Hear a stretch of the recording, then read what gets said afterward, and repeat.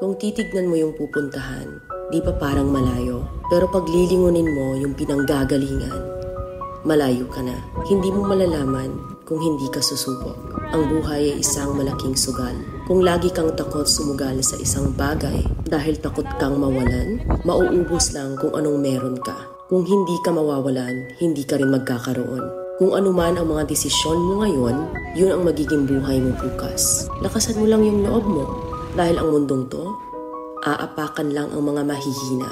Ibangon mo palagi ang sarili mo. Balang araw, magugulat ka na lang na ang layo na pala ng narating mo.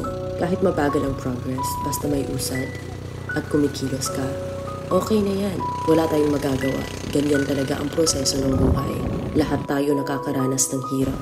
Hindi natin alam kung hanggang kailan tayo dito sa mundo. Kaya mas piliin mo maging mabuting tao. Ang pinakayaman na maituturing natin sa sarili ay ang ating mga pangarap.